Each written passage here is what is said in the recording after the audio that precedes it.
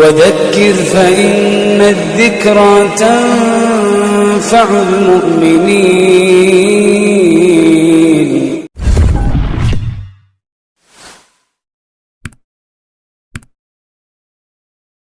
الحمد لله رب العالمين،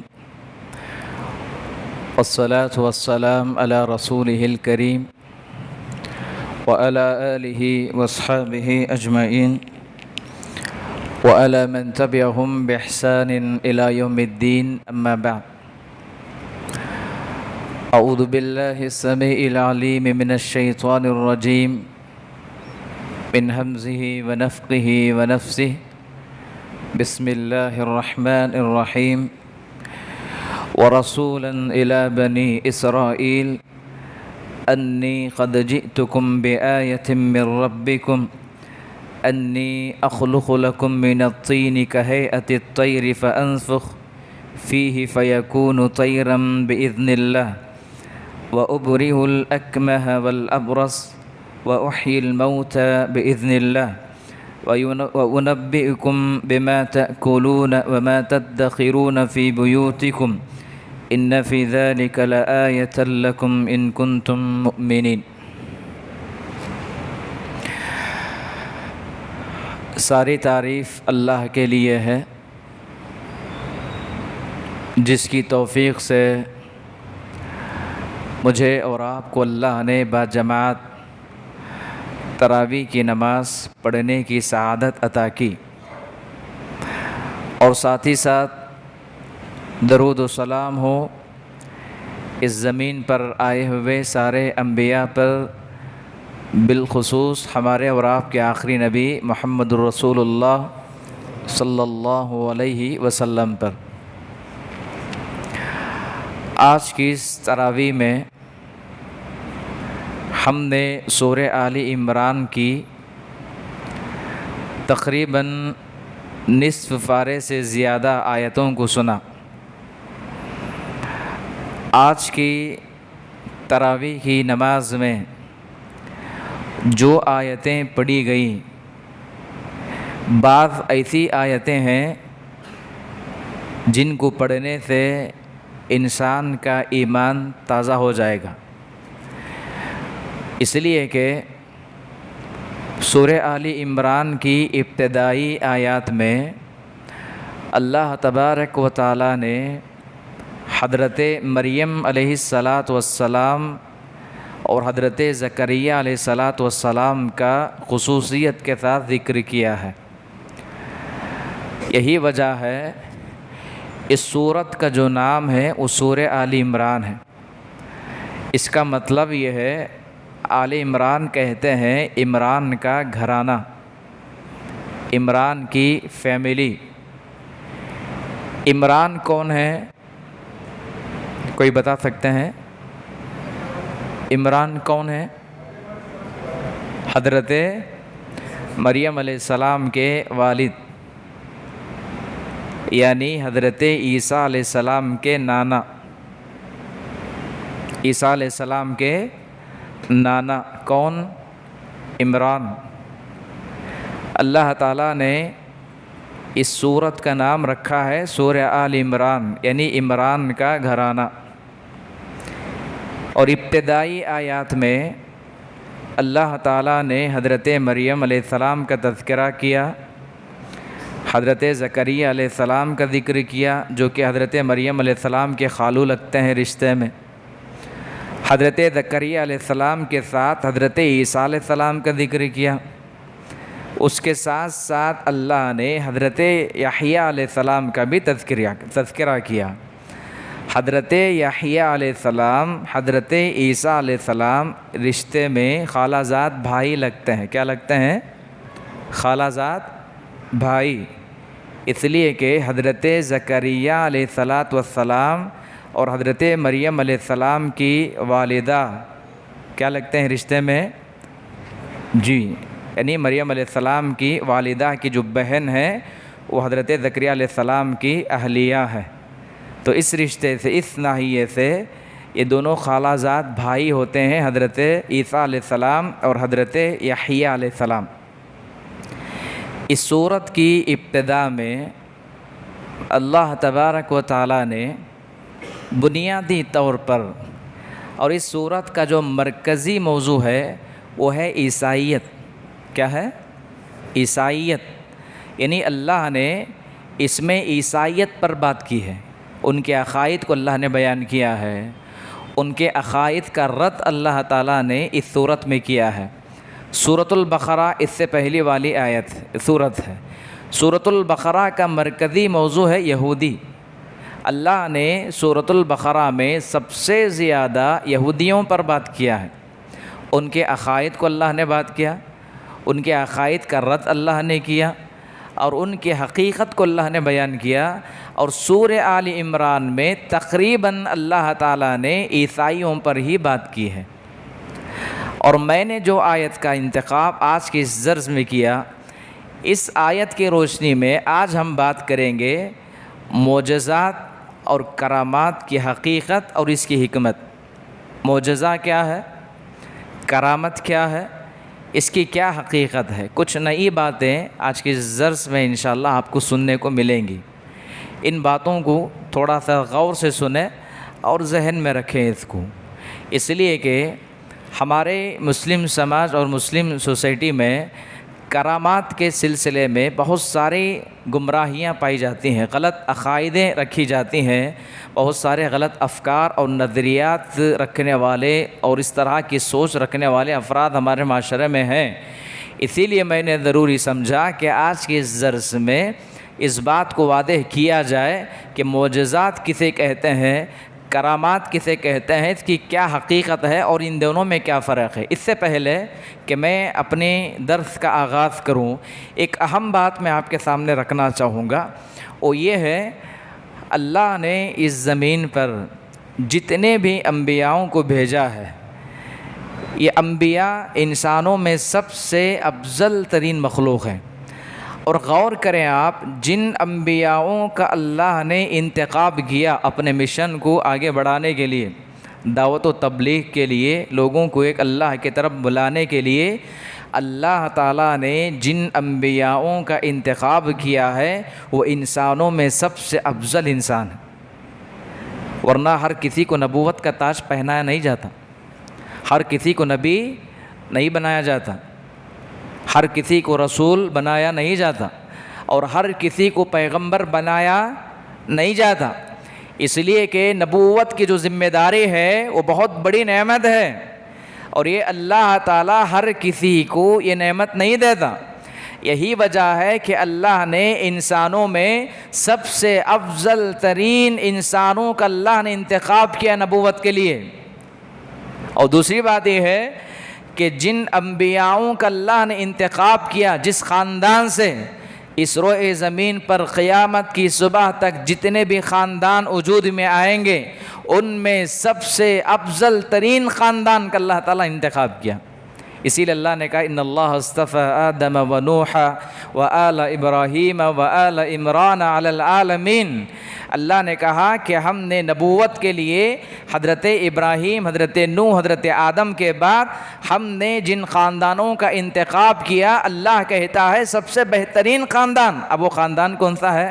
ابراہیم علیہ السلام کا خاندان ہے، حضرت عمران کا خاندان ہے، ان دونوں خاندان کا اللہ نے انتخاب کیا۔ یہی وجہ ہے اللہ کے نبی علیہ السلام فرماتے ہیں کہ میری بعثت دراصل ابراہیم علیہ السلام کی دعا کا نتیجہ ہے۔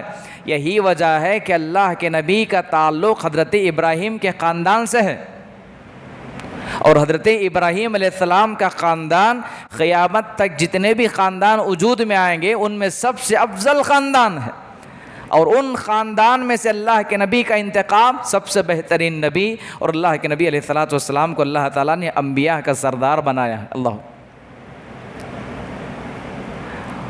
اور حضرت عیسیٰ علیہ السلام کے حوالے سے اللہ نے جو آیتیں میں نے پڑھی، اس میں دراصل ایک معجزہ ذکر کیا ہے، کئی معجزات اللہ نے ان کو دیا تھا۔ اس سے پہلے کہ میں ان معجزات کا ذکر کروں، یہاں ایک بات میں آپ کے سامنے ایک نقطہ بیان کروں گا جو علمی ہے۔ امام ابن کثیر رحمہ اللہ نے لکھا ہے، اللہ نے ہر دور میں جن نبیوں کو اللہ نے بھیجا اور جتنے بھی نبیوں کو اللہ نے معجزات دیے، ہر دور میں وہی معجزات اللہ نے دیے جس دور میں وہ چیز زیادہ پائی جاتی تھی۔ مثال کے طور پر آپ دیکھیں حضرت موسیٰ علیہ السلام، موسیٰ علیہ السلام کے زمانے میں جادو عروج پر تھا، جادو عروج پر تھا، اسی لیے اللہ تعالیٰ نے حضرت موسیٰ علیہ السلام کو جو معجزہ دیا آپ دیکھیں ہو اسی طرح کا معجزہ دیا۔ جادوگروں کے درمیان میں جب حضرت موسیٰ علیہ السلام کا مقابلہ ہوا، حق اور باطل کے درمیان میں لڑائی ہوئی، جادوگروں نے اپنے کرتب دکھائے تو موسیٰ نے اپنا بھی کرتب دکھایا، اپنا عصا کو جب زمین پر پھینکا وہ سانپ بن گیا اور وہ سانپ ان سارے سانپوں کو نگل لیا۔ ایک معجزہ ہے یہ، اس لیے کہ اس زمانے میں جادو عروج پر تھا، اللہ نے اس کے توڑ کے لیے حضرت موسیٰ کو ویسا ہی معجزہ دیا۔ اور اسی طرح آپ دیکھیں حضرت عیسیٰ علیہ السلام، عیسیٰ علیہ السلام کے زمانے میں طب عروج پر تھا۔ طب مطلب سائنس اور میڈیکل سائنس، میڈیکل سائنس عروج پر تھا۔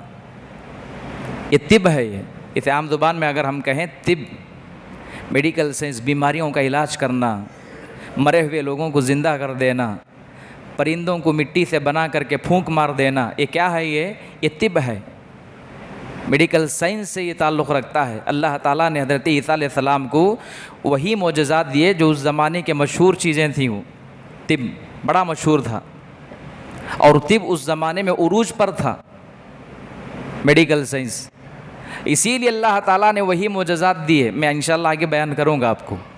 اللہ کے نبی صلی اللہ علیہ وسلم کو اللہ نے جو معجزہ دیا، قرآن دیا۔ اللہ کے نبی صلی اللہ علیہ وسلم کے زمانے میں عربی زبان، عربی لغت عروج پر تھی، یہی وجہ تھی کہ ان لوگوں کو اپنی زبان پر مہارت تھی، فخر تھا انہیں، اور وہ سمجھتے تھے کہ ہمارے مقابل میں کوئی ایسی قوم نہیں ہے جو ہماری زبان کا مقابلہ کر سکے۔ اسی لیے اللہ تعالیٰ نے قرآن کو عربی زبان میں نازل کر کے چیلنج کر دیا، اللہ نے اس جیسی ایک آیت لا کر کے بتاؤ۔ اللہ کیسا معجزہ ہے! تو یہ قدرت ہے، یہ اللہ کی حکمت ہے، یہ اللہ کی عظمت اور اس کی طاقت ہے۔ اللہ تعالیٰ جب کسی سے کام لینا چاہتا ہے اللہ راستے بنا دیتا ہے۔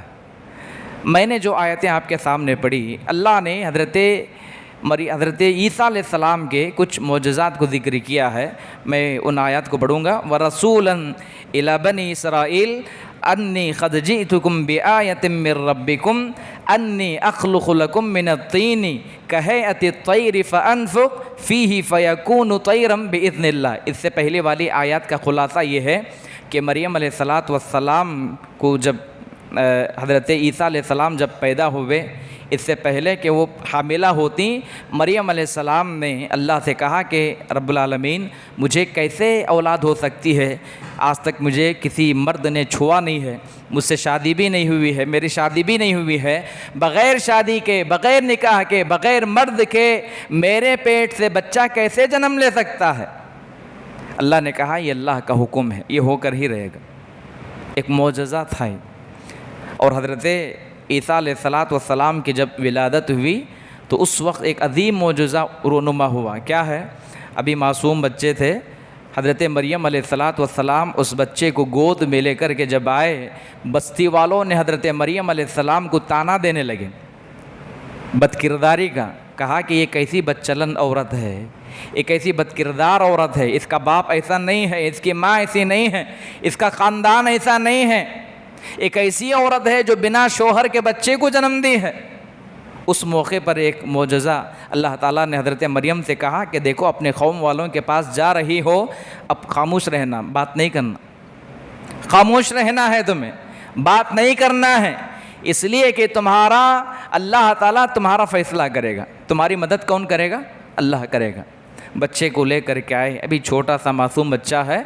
اس موقع پر سارے بستی والے، سارے افراد حضرت مریم علیہ السلام کو طعنہ دے رہے تھے۔ اس موقع پر اللہ کا ایک معجزہ یہ وجود میں آیا، کہا قال انی عبد اللہ، ابھی بچے ہیں، ابھی گود میں لے کر کے آئے ہیں، ابھی پیدا ہوئے، کچھ ہی مرحلہ ہوا ہے، کوئی لمبا وقت نہیں ہوا، ابھی کچھ وقفہ ہوا ہے۔ کہا قال انی عبد اللہ، عیسیٰ علیہ السلام نے اپنی ماں کی گود میں یہ الفاظ کہا انی عبد اللہ، اللہ نے مجھے اللہ کا بندہ بنا کر کے بھیجا ہے تمہارے طرف۔ آتانی الکتاب وجعلنی نبیا، کہا ان قریب اللہ تعالیٰ مجھے کتاب بھی دے گا، آسمانی کتاب، اور مجھے نبی بھی بنا کر کے بھیجے گا۔ اللہ اکبر۔ امام ابن کثیر رحمہ اللہ لکھتے ہیں اس دنیا میں 3 بچے ایسے ہیں جو چھوٹی عمر میں بات کیے ہیں، 3 بچے ایسے ہیں جو چھوٹی عمر میں بات کیے ہیں۔ وہ 3 کون ہیں؟ اس میں سے ایک حضرت عیسیٰ علیہ السلام ہے۔ ابھی پیدا ہوا بچہ بات کرتا ہے، کوئی معمولی معجزہ نہیں ہے، اللہ کی بہت بڑی قدرت ہے، اس کی عظمت ہے۔ اس کے بعد جریج کا واقعہ آپ نے سنا ہوگا، قوم بنی اسرائیل سے تعلق رکھنے والا ایک شخص، بڑا نیک انسان تھا، زنا کا الزام لگایا گیا، سارے افراد مل کر کے آئے، اس کو مارے، اس کا جو عبادت خانہ تھا اسے پھوڑ دیے اسے۔ جریج نے کہا مجھے 2 رکعت نماز پڑھنے کی مہلت دی جائے۔ 2 رکعت نماز پڑھی انہوں نے، اور اس بچے کے ہاتھ پھیرا تو بچہ بولنے لگا۔ اس نے کہا کہ میرا باپ جریج نہیں بلکہ فلاں چرواہا ہے۔ اللہ کیسے مدد کرتا ہے، دیکھیں، یہ دوسرا بچہ ہے جو ابھی چھوٹی عمر میں انہوں نے بات کی۔ آپ اندازہ لگا سکتے ہیں ہمارے زمانے میں، ہمارے دور میں ایک بچہ بات کرنے کے لیے 2 سال لگتے ہیں تقریباً۔ کتنے سال؟ اب غور کریں، ایک بچہ پیدا ہوا، گھنٹے نہیں ہوئے ہیں وہ بات کر رہا ہے۔ اللہ اکبر، اللہ کتنی عظیم قدرت والا ہے، یہ اللہ کی معرفت، یہ معجزہ ہے، یہ اسی کو کرامت کہتے ہیں۔ ایک اور شخص، ایک اور بچہ ہے جسے صحیح بخاری میں روایت کیا گیا ہے، میں تفصیل میں نہیں جاؤں گا، اس لڑکے نے بھی ابھی چھوٹی عمر میں ہی بات کر دی۔ اس طرح امام ابن کثیر کہتے ہیں یہ 3 بچے ایسے ہیں جو چھوٹی عمر میں انہوں نے بات کی۔ اس کے علاوہ بھی اور مزید بچوں کا تذکرہ ملتا ہے کتاب سنت میں۔ تو عیسیٰ علیہ السلام نے جب بات کی تو اس موقع پر عیسیٰ علیہ السلام نے اپنی قوم والوں سے کہا کہ اللہ مجھے عنقریب نبی بنا کر کے بھیجے گا۔ اللہ تعالیٰ نے نبی بنایا اور کتاب اور حکمت کا علم اللہ نے انہیں عطا کیا۔ اس کے بعد اللہ نے کہا وَرَسُولًا إِلَى بَنِي إِسْرَائِيلَ أَنِّي قَدْ جِئْتُكُمْ بِآيَةٍ مِّن رَبِّكُمْ، عنقریب ہم اسے بنی اسرائیل کی طرف اپنا رسول مقرر کر کے بھیجیں گے، بے شک میں تمہارے پاس تمہارے رب کی نشانیاں لے کر کے آؤں گا۔ عیسیٰ علیہ السلام نے کہا اللہ مجھے نبی بنا کر کے بھیجے گا اور ساتھ ہی مجھے کچھ نشانیاں بھی دے کر کے بھیجے گا۔ اب وہ نشانیاں کیا ہے؟ یہی معجزات کا اللہ نے ذکر کیا، انی اخلق لکم من الطین کہیئۃ الطیر فانفخ، یہ پہلا معجزہ ہے عیسیٰ علیہ السلام کو جو اللہ نے عطا کیا تھا۔ اپنے ہاتھ میں مٹی کو لیتے، اسے پرندے کی شکل بناتے، پھونک مار دیتے تو اس میں جان آ جاتی، اس میں جان آ جاتی، اڑنے لگتا ہو پرندہ۔ ابراہیم علیہ السلام کا بھی واقعہ آپ نے دیکھا، وہ بھی ایک معجزے سے کم نہیں ہے۔ ابراہیم علیہ السلام نے اللہ سے کہا رب ارنی کیف تحیی الموتى، ابراہیم نے کہا اللہ میں دیکھنا چاہتا ہوں کہ تو مرنے کے بعد دوبارہ کیسے زندہ کرتا ہے۔ ابراہیم علیہ السلام سے اللہ نے کہا قال ولم تؤمن، کہا ابراہیم ایمان نہیں ہے تمہیں؟ کہا ایمان ہے۔ قال بلا ولکن لیطمئن قلبی، اطمینان قلب کے لیے میں دیکھنا چاہتا ہوں۔ اللہ نے کہا قال فخذ 4 4 پرندوں کو لو، ذبح کرو اسے، اور اس کے گوشت کو آپس میں تقسیم ملا ڈالو اس کو، ایسا نہیں کہ الگ الگ نہیں، 4 پرندوں کے گوشت کو آپس میں ملاؤ، پھر پکارو انہیں۔ اور ابراہیم علیہ السلام نے جب پکارا تو پھر وہ اپنی اصلی شکل اور اپنی صورت میں وہ اڑ کر کے آنے لگے ان کے طرف۔ ایک معجزہ ہے۔ تو حضرت عیسیٰ علیہ السلام کو بھی اللہ نے یہ معجزہ دیا تھا، کہا اللہ نے کہ مٹی سے پرندہ بناتے، پھونک مارتے تو اس میں جان آ جاتی، یہ پہلا معجزہ ہے۔ اس کے بعد اللہ نے کہا فَيَكُونُ طَيْرًا بِإِذْنِ اللَّهِ وَأُبْرِئُ الْأَكْمَحَ وَالْأَبْرَصَ، اگر کوئی آدمی جو برص کی بیماری ہے، برص ایک بیماری ہے، ایسی بیماری جو لا علاج ہے۔ عیسیٰ علیہ السلام کے زمانے میں یہ بیماری عروج پر تھی، اسی لیے میں نے کہا کہ طب عروج پر تھا اس زمانے میں، اسی لیے بحیثیت، اگر عام الفاظ میں کہیں، حضرت عیسیٰ علیہ السلام ایک ڈاکٹر تھے۔ کیا تھے؟ جی ہاں، ڈاکٹر۔ وَأُبْرِئُ الْأَكْمَحَ وَالْأَبْرَصَ، کوئی برص کا بیماری عیسیٰ علیہ السلام کے پاس آتا، صرف ہاتھ پھیر دیتے، آرام ہو جاتا ہوں، شفا مل جاتی اسے۔ وَالْأَكْمَحَ وَالْأَبْرَصَ، اللہ نے کہا اگر کوئی نابینا ہے، اسے نظر نہیں آتا ہے، اندھا ہے، اس کے آنکھ پر ہاتھ پھیر دیتے تو اللہ اسے بینائی عطا کرتا۔ اللہ، کتنے معجزے ہوئے؟ 3 معجزے ہوئے۔ اس کے بعد اللہ نے کہا وَأُحْيِي الْمَوْتَى بِإِذْنِ اللَّهِ، یہ 4تھا معجزہ ہے۔ کہا کہ اگر کوئی آدمی مرا ہے، مردہ ہے، اگر وہ کہہ دیتے کہ کھڑے ہو جاؤ، کھڑ جاتا ہوں، کھڑے ہو جاتا ہوں۔ اگر کوئی مرا ہوا انسان ہے، عیسیٰ علیہ السلام کہہ دیتے اٹھ جا، اٹھ جاتا ہوں، اللہ اس کو دوبارہ پیدا کر دیتا۔ ایک معجزہ ہے۔ وَأُنَبِّئُكُم بِمَا تَأْكُلُونَ وَمَا تَدَّخِرُونَ فِي بُيُوتِكُم، یہ چوتھا معجزہ ہے۔ کیا ہے؟ عیسیٰ علیہ السلام کہتے ہیں کہ تمہارے گھروں میں کھانے کے جو بھی اشیاء ہیں میں بنا دیکھے کہ میں پہچان لیتا ہوں یہاں کھانے کے لیے کیا کیا ہے، بلکہ اللہ ان کے گھروں میں جو بھی موجود چیزیں ہوتی تھیں حضرت عیسیٰ علیہ السلام کو معلوم ہو جاتا تھا کیا ہے ان کے گھر میں کھانے کے لیے بنا دیکھے کہ۔ ایک معجزہ ہے۔ بعض لوگوں نے اس سے استدلال کرتے ہوئے یہ کہا، غلط تفسیر کی، کہا کہ عیسیٰ علیہ السلام غیب کا علم جانتے تھے۔ نعوذ باللہ، میں آپ کو بتا دیتا ہوں غیب کا علم کوئی نہیں جانتا۔ اللہ کے نبی صلی اللہ علیہ وسلم کو بھی اللہ نے غیب کا علم نہیں دیا تھا۔ غیب کا علم صرف اللہ ہی کے پاس ہے، اللہ ہی بہتر جانتا ہے کل کیا ہوگا، کون کہاں مرے گا، کتنے سال زندہ رہے گا، کب مرے گا، کیسے مرے گا، کیا کھائے گا، کیا پیے گا، اس کا علم صرف اللہ کو ہے، غیب کا علم کسی کو نہیں ہے۔ عیسائیوں نے اس کی غلط تفسیر کرتے ہوئے کہا کہ ہمارے عیسیٰ غیب کا علم رکھتے تھے۔ اللہ نے اس کا جواب دیا، نہیں، یہ اللہ کی حکم اور اس کی اجازت، اس کی حکمت، اس کی منشیت کے ساتھ یہ خاص تھی، اسی لیے اللہ نے یہ معجزات دیے تھے۔ اللہ کے نبی علیہ الصلاۃ والسلام کے سلسلے میں امام ابن قیم رحمہ اللہ نے لکھا ہے، اللہ کے نبی صلی اللہ علیہ وسلم کو 1000 سے زائد اللہ نے معجزات دیے تھے۔ کتنے؟ امام ابن قیم کہتے ہیں اللہ کے نبی علیہ السلام کو 1000 سے زائد اللہ نے معجزات عطا کیے تھے۔ 1000 سے زائد، کیسے کیسے عظیم معجزات۔ معجزات کا تعلق انبیاء کے ساتھ خاص ہے، اور انبیاء کے علاوہ کسی کو بھی اس زمین پر معجزات عطا نہیں کیے جاتے۔ اور انبیاء کو معجزات کیوں دی جاتی ہیں؟ اس لیے یہ بتانے کے لیے کہ یہ نبی اللہ نے بھیجا ہے، یہ سچے ہیں، یہ جھوٹے نہیں ہیں۔ نبی کی صداقت کی دلیل پر اللہ معجزے عطا کرتا ہے۔ صالح علیہ السلام کی قوم نے کہا کہ ہم دیکھنا چاہتے ہیں کہ آپ نبی ہیں، آپ ایسا کرو کہ یہ جو چٹان آپ کو دکھ رہی ہے وہاں سے اونٹنی نکالو، اور وہ اونٹنی کیسی ہونی چاہیے؟ حاملہ ہونی چاہیے۔ صالح علیہ السلام نے اللہ سے دعا کی، ایک پہاڑ ہے، ایک چٹان ہے، اس کے درمیان سے ایک حاملہ اونٹنی کو نکالتا اللہ تعالیٰ، ایک معجزہ ہے۔ موسیٰ علیہ السلام کے قوم کے لوگوں نے الزام لگایا کہ موسیٰ علیہ السلام کو ایک بیماری ہے جس کی وجہ سے وہ اپنا جسم کسی کے سامنے ظاہر نہیں کرتے ہیں۔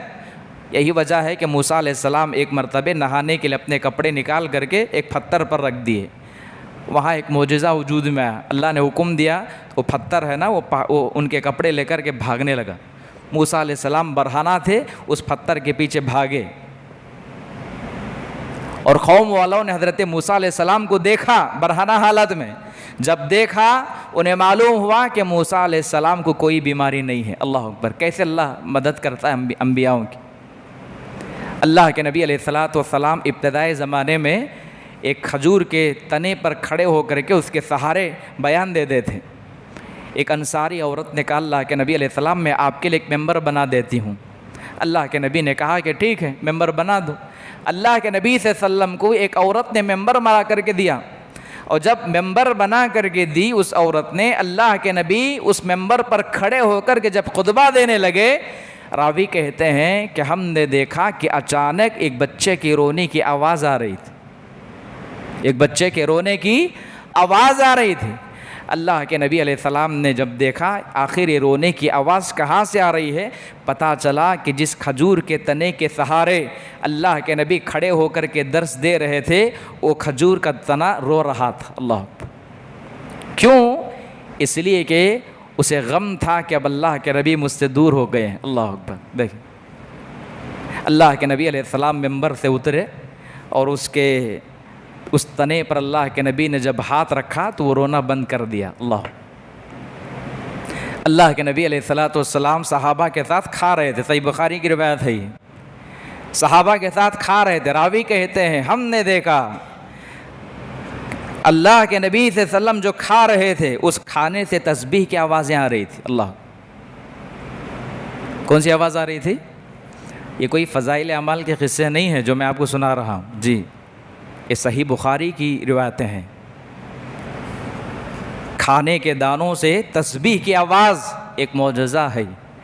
اللہ کے نبی علیہ السلام کا ایک معجزہ یہ بھی ہے کہ آپ نے اپنی شہادت کی انگلی کے ذریعے سے آپ نے چاند کے 2 ٹکڑے کیے، ایک معجزہ ہے۔ اللہ نے اس کا ذکر قرآن میں کیا، کہا اقتربت الساعۃ وانشق القمر، یقیناً قیامت قریب ہے اور چاند کے 2 ٹکڑے ہو چکے ہیں۔ مفسرین اس کی تفسیر میں لکھتے ہیں چاند کے 2 ٹکڑوں کا ہونا یہ اللہ کے نبی کا ایک معجزہ ہے۔ اتنا ہی نہیں، اللہ کے نبی علیہ السلام کا ایک اور بھی معجزہ ہے۔ ایک معجزہ یہ ہے کہ اللہ کے نبی صلی اللہ علیہ وسلم مکہ میں ایک خاص پتھر تھا، جب بھی اللہ کے نبی وہاں سے گزرتے تھے وہ پتھر اللہ کے نبی کو سلام کرتا تھا۔ جب اللہ کے نبی مکہ سے ہجرت کر کے جب مدینہ آئے تو آپ نے کہا مکہ میں اس پتھر کو جانتا ہوں جو مجھے سلام کیا کرتا تھا۔ اللہ، ایک معجزہ ہے، اور معجزات کا تعلق نبیوں کے ساتھ خاص، اس سے ہٹ کر کے کرامت کسی کے ساتھ بھی ہو سکتی ہے۔ امام ابن تیمیہ رحمہ اللہ کہتے ہیں، بہت بڑی بات ہے، اسے سن لیجئے آپ، وقت کم ہے میں ختم کر دیتا ہوں۔ امام ابن تیمیہ رحمہ اللہ کہتے ہیں کرامت کسی سے بھی ہو سکتا ہے۔ صحابہ کے بالمقابل میں تابعین کی سلسلے میں آتا ہے، امام ابن تیمیہ کہتے ہیں صحابہ کی زندگیوں میں اتنی کرامتیں نہیں ہوئی جتنی کرامتیں تابعین کی زندگیوں میں ہوئی۔ اللہ، امام ابن تیمیہ کہتے ہیں کرامت ہونے کے لیے انسان کا ایمان، انسان کا تقوی سب سے اعلیٰ ہونی چاہیے۔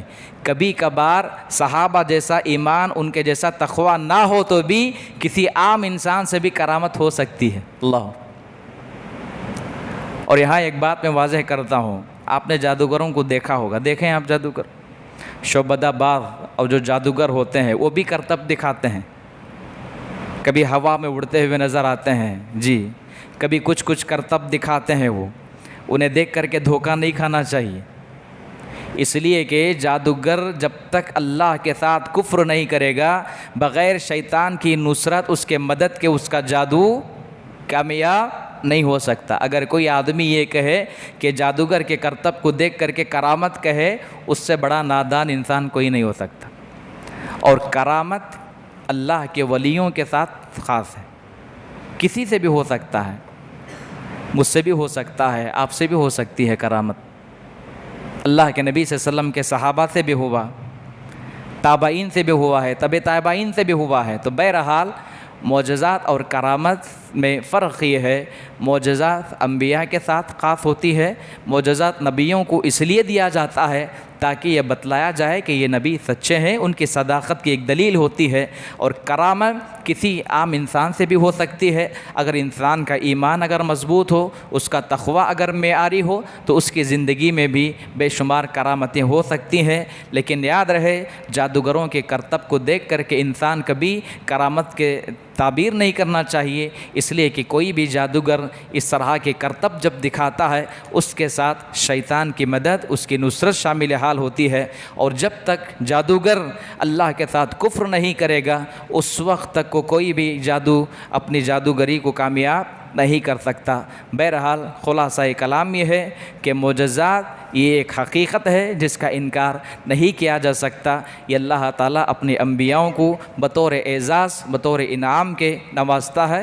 انشاءاللہ آئندہ کے دروس میں اور بھی کئی باتیں مختصر تفسیر کے حوالے سے آپ کے سامنے رکھی جائیں گی۔ دعا ہے رب العزت سے اللہ تعالیٰ مجھے اور آپ سبھی حضرات کو قرآن کریم کو پڑھنے، سمجھنے، اس پر غور اور تدبر کرنے اور اس کی تعلیمات پر عمل کرتے ہوئے زندگی گزارنے کی توفیق عطا فرمائے۔ آمین۔ اقول قولی ھذا استغفر اللہ لی ولکم ولسائر المسلمین فاستغفروا انہ هو الغفور الرحیم۔